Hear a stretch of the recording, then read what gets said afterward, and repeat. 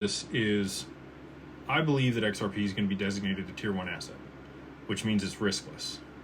So if you had, I'm going to just give it a round number. You got $100,000 in XRP. It goes to $1,000. You got $100 million. If it gets that designation, you would effectively have the equivalent of $100 million in U.S. Treasuries as it sits today. Would you sell that off and deal with the taxes? And you're in Singapore, so maybe you don't have to think about the taxes.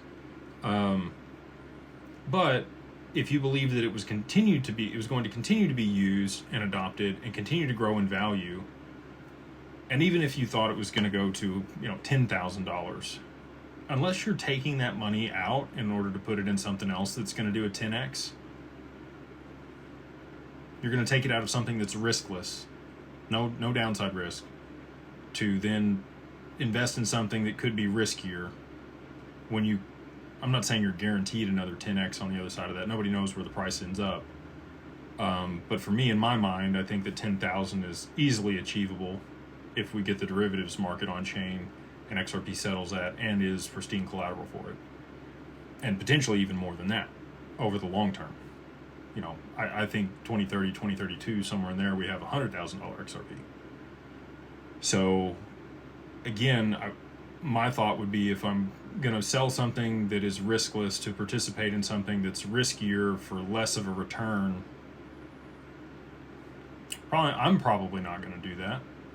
But again, this is how my mind works and my thesis, right? So your thesis could be very different. If you think it's going to plummet after it goes to those prices and it's not going to be used and it's not going to become, tier 1 collateral, then yeah, makes a lot of sense that you would liquidate that and take your profits and go on your merry way and love your life, right? A lot of people average out just like you average in. They have different price points where they're going to be taking certain amounts of profits. The best example of this that I can give you guys, shout out to Mando. If you don't follow him over there on Twitter, he's in Dubai. I met him in 2023 at the Swell there. He had invested in Solana at the bottom of the market after FTX with a decent chunk of change. And his exit strategy, which I thought was fantastic, by the way, was he sold 25% when it got to $35.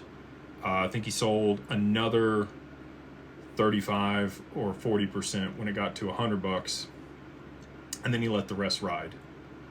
And the money that he took out, he bought condos in Dubai with that would generate cash flow.